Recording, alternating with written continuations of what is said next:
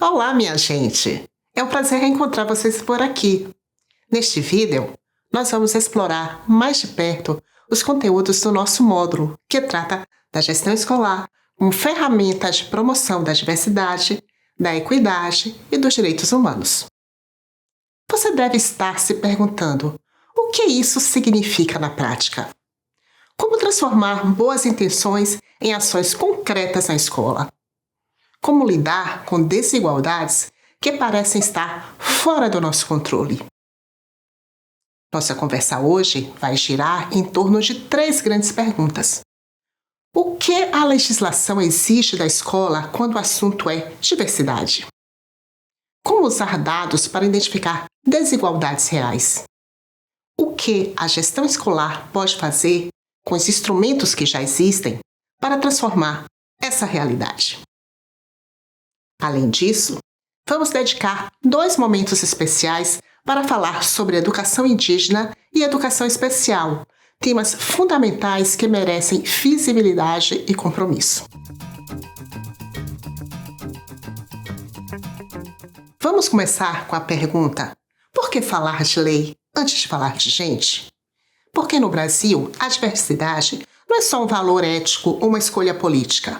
Ela é um direito garantido em lei. A Constituição já afirma que a educação deve visar ao pleno desenvolvimento da pessoa. Pessoa concreta, com raça, gênero, território e corpo.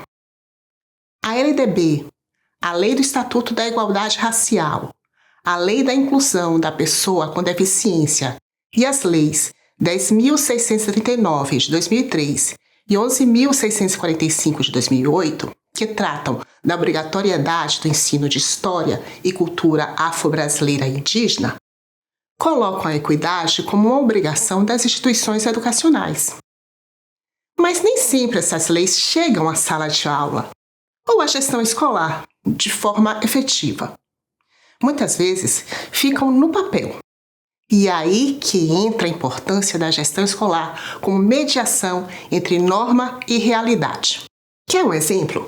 A portaria SEC Bahia número 77 de 2025, que organiza o currículo do ensino médio na Bahia, determina a transversalização dos temas étnico-raciais e incentiva a criação de itinerários como ciência, quilombo e matriz africana. Ou seja, a legislação está dizendo: você pode e deve construir currículo a partir das identidades do seu território. A pergunta é: sua escola já fez isso? O segundo ponto que precisamos discutir é o uso de dados para diagnosticar desigualdades. A gente sabe, por experiência, que certos grupos abandonam mais a escola, têm desempenho pior em avaliações ou enfrentam barreiras no acesso. Mas sem isso, dados viram um machismo e não se sustenta diante de quem decide orçamento e política. Veja alguns números. Em 2024, a taxa de analfabetismo era de 3,1% entre brancos, mas de 6,9% entre pretos e pardos. O rendimento médio dos trabalhadores brancos era 64% superior ao dos negros. Na Bahia, apenas 9,7% dos negros com 25 anos ou mais de idade tinham 16 anos ou mais de estudo, contra 17,7% dos brancos. Ou seja, a desigualdade educacional se conecta com o mundo do trabalho, com a renda, com a saúde e até com expectativas de vida. Cada ano a menos de estudo reforça o ciclo da exclusão. E na sua escola? Você sabe quantos estudantes negros foram reprovados no último ano? Quantos alunos com deficiência têm acesso aos recursos de que precisam? Quantas meninas mães abandonaram os estudos? Essas perguntas precisam ser respondidas com dados. E os dados estão aí, no censo escolar, no SAEB, no IDEB e nos registros da própria escola.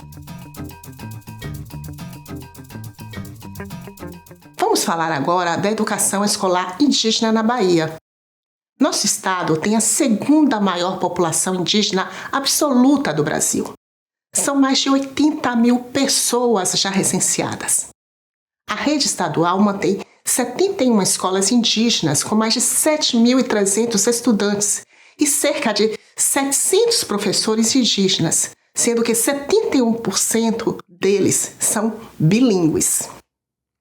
A legislação é clara. O artigo 231 da Constituição e o artigo 78 da Lei de Diretrizes e Bases garantem ensino bilíngue, intercultural e territorializado.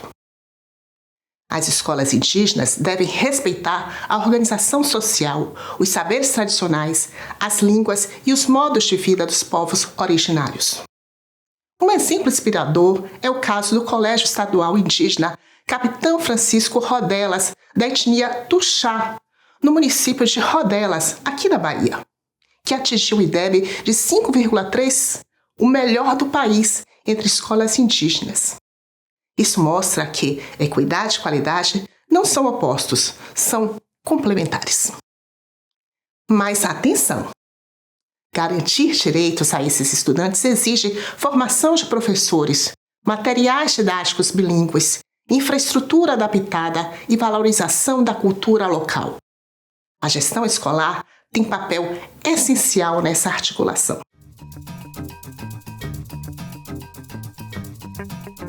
E como está a inclusão das pessoas com deficiência na sua escola?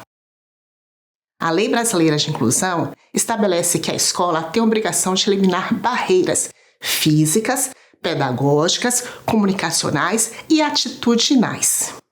Mas o que são barreiras atitudinais?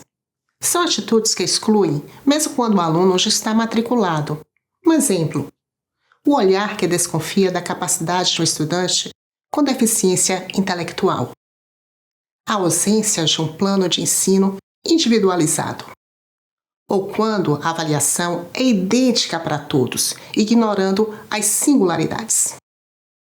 A gestão escolar precisa garantir salas de recursos multifuncionais com equipamentos adequados, formação continuada para professores e monitores, apoio da rede intersetorial, saúde, assistência social. E o mais importante, uma cultura escolar que reconheça a diferença como valor, não como deficiência. Inclusive, os recursos já existem. O PDDE Equipamentos permite adquirir tecnologias assistivas. O PDDE Equidade também financia projetos de inclusão e formação docente. Vamos a mais um ponto. O que a gestão escolar pode fazer de forma concreta com base na lei e nos dados? A resposta passa por ações afirmativas planejadas, baseadas em evidências e conectadas aos instrumentos de financiamento disponíveis. Aqui vão alguns exemplos. Criar comitês de equidade na escola, com representação de estudantes, professores e comunidade, para acolher denúncias de discriminação e propor ações preventivas. Elaborar projetos para o PDDE Equidade, solicitando verba para materiais pedagógicos afro-referenciados, formação docente ou melhoria da acessibilidade. Mapear o desempenho de meninas negras na matemática e propor um clube de mentoria com mulheres negras da universidade local.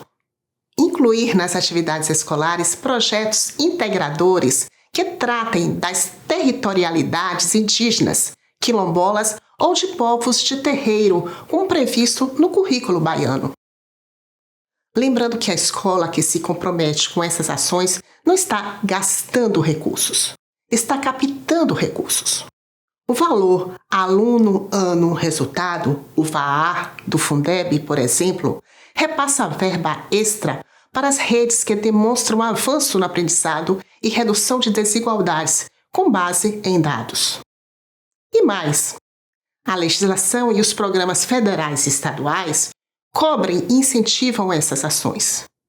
O que falta muitas vezes é a articulação interna da escola e o planejamento com foco em equidade. E aqui eu faço uma provocação. Sua escola promove a diversidade ou apenas tolera a diversidade? A diferença é enorme. Tolerar é não impedir, é conviver com o mínimo. Promover é agir ativamente para criar condições justas para todos. E isso começa pela gestão escolar. Como o calendário é definido? Quem participa das decisões? Como os recursos são usados? Quem é ouvido? E que vozes estão ausentes?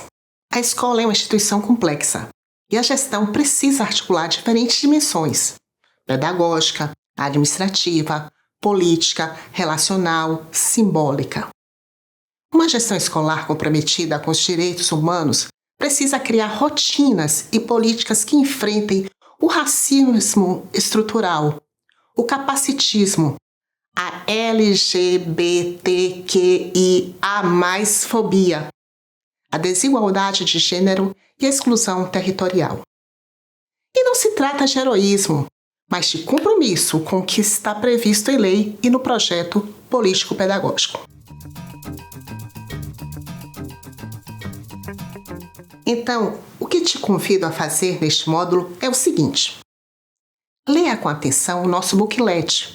Ele traz reflexões, exemplos e dados pensados para a realidade baiana. Realize as atividades com conexão à sua escola, aos seus desafios, às suas potências. Aproveite os instrumentos que a política pública já oferece. Você não está começando do zero. A equidade é possível, mas exige planejamento, dados e compromisso. Vamos juntos nessa caminhada? Até a próxima!